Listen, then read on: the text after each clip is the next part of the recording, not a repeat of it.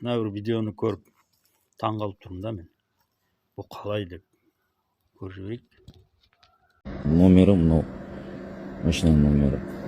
И тоқтатады, ішіп алғансың, шегіп алғансың деп тексереді. Ішіп алған, шегіп алсаң. Енді таза болып шықтық. Біз мынау Маңғышлақтамыз қазір. Мынау қай жер адрес? Мұнайлы ауданы. Қалай аталады? Маңғыстау елді мекеніндегі мынау наркологияға келдік. Енді бұлар, мен таза болып шықтым. Неге қол қойын деп жатырмын, брат? Соны түсіндіріп жібересің бе қазір? Жаңа айттым ғой сізге. 463 бап бар жаңағы. Таксовать етіп жүргенде сіздің. Тасымалдаушы деген. Соған. Қазір бізде опен болып отыр. Заңсыз тасымалдаушы. Каждый мереке күндері. Сонда Индравюрмен де Яндекспен де болмайды. ИП аштық, сонда ол да болмай ма? Заңсыз ба сонда? Ертең күнінде, брат, мына жерде бұл халық көреді бұны да. Халық көреді. Дұрыс емес екен, халық. Жоқ, мен екеуіңде де бірдей түсіріп тұрмын, себебі алыстау болып тұруым керек. Бүйтейік, жандос. Болдыңыз ба? Түсіріп болдыңыз ба? Жақсы, хорошо, ішке барайық. Құжаттарыңыз не істейміз? Мен бармаймын, осы жерде толтырыңдар. Сонда бұлар енді тегіне кетіп баратқан адамды ұстап алып өйтіп тексере беремеген сонда. Мысалы сені кетіп тоқтатты, қолында жаңа аппараты бар ғой тексеретін. Іштің бе, ішпедің бе? Сонымен тексерген кезде иіс шықпаса болды емес пе? Демек ішкен жоқ, сау. Кете беру керек қой. Ол шаруасымен кетіп баратқан адам да ол. Енді жақсы полициялардың ол жұмысы да ол. Содан басқа шаруасы жоқ олар. Сенің басқа шаруаң бар ғой, сен сол полициялардың ізінде жүруге андай ол. Сен одан басқа шаруаң жоқ па не? Сен кетіп баратсың да бір жерге, не болмаса жұмысқа баратсың. Сенің шаруаңнан қалдырады да. Бұл қандай заң, мен түсінбедім.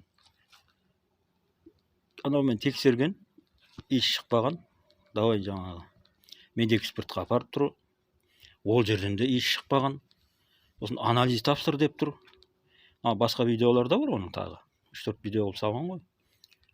Анализ тапсырғанда шықпаған, енді бұл қалай деймін да, сонда сен өйтіп тексере беріп, сонда сигізіп, тышқызып, одан болмаса қаныңды сорып, сойып бір жеріңді кесіп, мына жеріңнен алып көрейік, мына жеріңнен алып көрейік деп, әбден сені өйтіп тексеретіндей, ол қалай, мен түсінбедім да ол.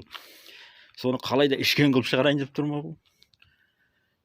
Қандай заң деймін да ол?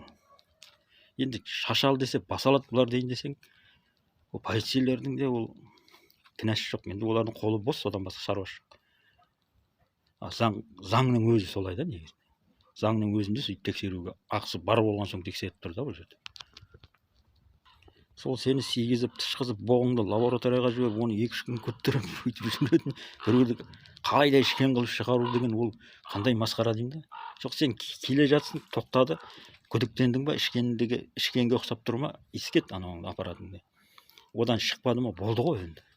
Не ол біреуді әлектеп.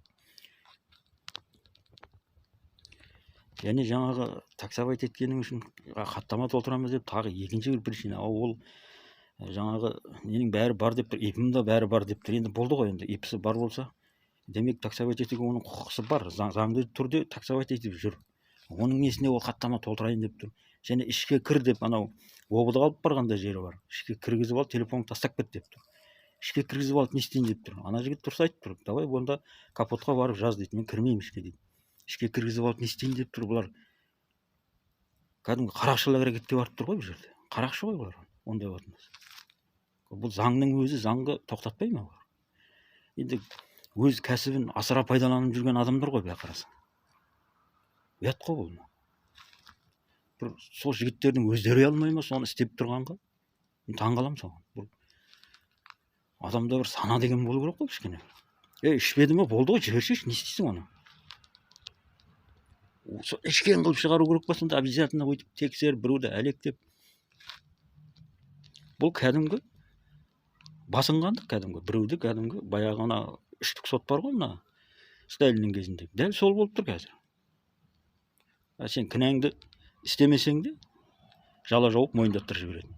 Өйтіп сені зорлап, қысып, энергияға барып іштің деп ұратын болса, енді кез келген адам мойындауы мүмкін оны. Енді ұрып сабай берсе, кез келген адам мойындатасың ғой. Ол зорлықпен болмау керек қой. Как болар, заңды түрде болу керек.